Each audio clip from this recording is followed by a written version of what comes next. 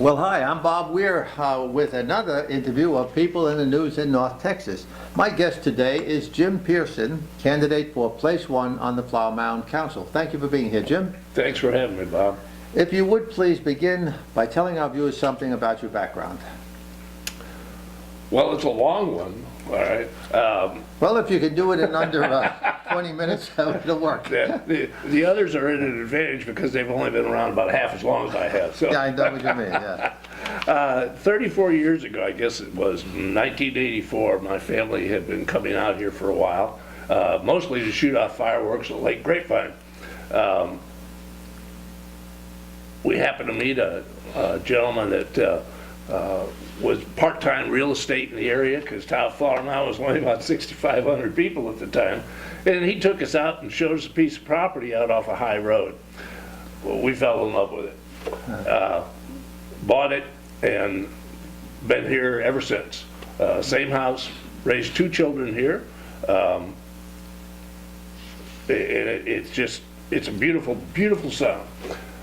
Got a little involved in early planning of the town with the first master plan that wasn't a one-page picture, and shortly after that, unfortunately, our daughter got ill, so I kind of withdrew, and we spent quite a bit of time with that issue. Now that she's grown, married, and given us a couple of grandkids, we think it's time to help out. Have a few concerns, but overall, our town's I think, in pretty good shape comparatively. So. All right, so in terms of how good a shape it's in, what do you think are the most important issues right now to Flower Mound residents? Well, the one that everybody's talking about is the traffic. Oh, the traffic. You might know that would come up. Yeah. I don't think that patience is the answer, or avoiding by going around it, or saying that we can't do anything about it.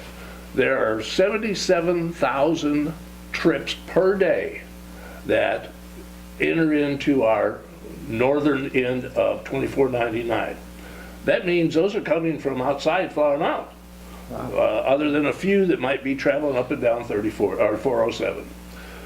So I think what we need to do is look at the source of those.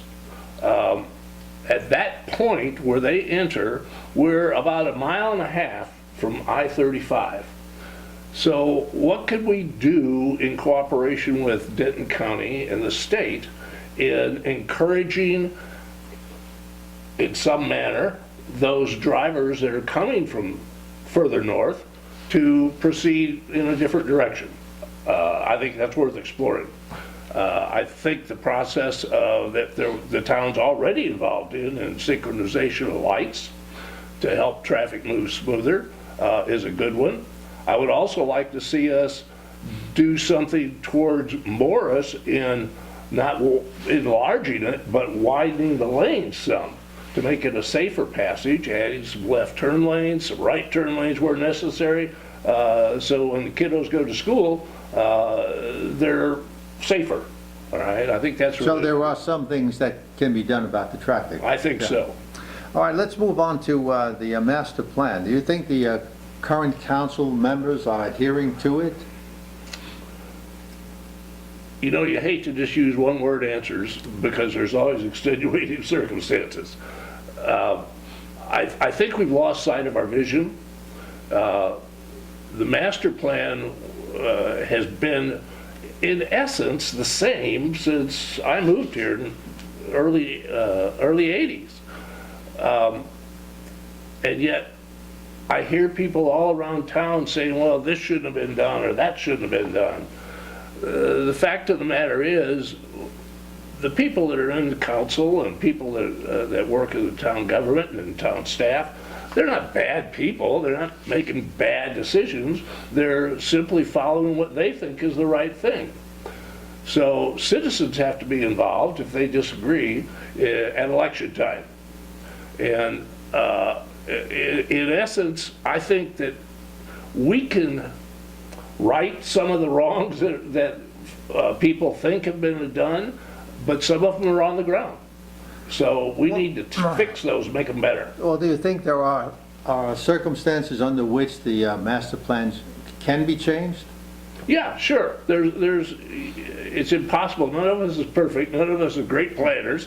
There's always going to be things that occur in the world, in our communities, that require us to adjust and adapt. So do you agree with the residential and commercial growth that has been occurring in the last few years? I agree with the growth. I have a problem with some of the placement, all right? The southern corridor has always, from as long as I've been here, been planned to be our commercial and light industrial area of the town. We have corrupted a lot of that by adding some apartments and things of that nature that they are negatively impacting our tax base. Well, how do you feel about having a TERS for the Lakeside District? I don't like TERS, especially in Flower Mound, because Flower Mound is such a beautiful and unique community. Developers will build here. We don't have to incentivize them to do things like that. So I don't like giving up our fees. I don't like giving up our parkland. Those are the things that have made Flower Mound as attractive as it is, why they're coming here in the first place. I don't fault the developers. They're businessmen. It's up to them to make as much profit as they can and to take care of their stockholders. That's the way of the world. But they can only do so under the direction of the town. I mean, the town will either change the master plan for them, change zoning and what have you, otherwise the developers wouldn't be able to do anything, right? The master plans has a land use plan. If we attract developers to build under our existing zonings, we can accomplish exactly the same amount of growth. Without changing? Without changing. Okay. All right, that's a good way of looking at it. It's a good analysis of it. What I want to do is just go over quickly these propositions that are going to be on the ballot. Sure. So, the Proposition A asks voters to authorize a monthly stipend of $300 for the mayor and $200 for council members. How do you feel about that? Well, I'm not going to be able to retire anytime soon, but I don't have a problem with it if it makes our attorneys feel comfortable that we're well protected and the town's not going to get crosswise with somebody. I'm okay with that one. Yeah. Okay, then Proposition B asks voters to remove the requirement that all ordinances adopted by the town be published in the town's official newspaper, which they say is the Denton Record Chronicle. Such publication costs the town $2,000 a year.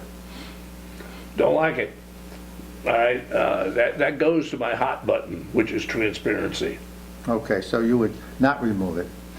All right, Proposition C asks voters to remove the requirement that the town budget be filed with various county and state agencies, saving another $700 a year. You should be able to guess my answer would be, I don't like that one either. And the last one, Proposition D, asks voters to allow transfer of funds between departments without the need for a budget amendment each time. Again, no. The people need to know when we're making those choices, particularly when it comes to a town that's $200 million in debt. Right. Well, all right. At this point, I would just ask you if you have anything else you'd like to add, if you have any talking points you'd like to add. This is your campaign sign. I like that green for St. Paddy's Day. And anything else you'd like to add? Only that we have to get past this no growth, pro-growth, whatever growth. We could grow. Our big concern is whether we can continue to provide the amenities and the services. It's difficult to do that when you get $200 million in debt and you've got an income of roughly $170,000 each month, or an outgo of $170 million each month, or each year, Right. and an income of 70. Right. Well, I think this is very interesting, and I appreciate you coming over, Jim, and I wish you good luck in the election. Thank you very much, Bob. I appreciate it. Thank you, and thank you for watching.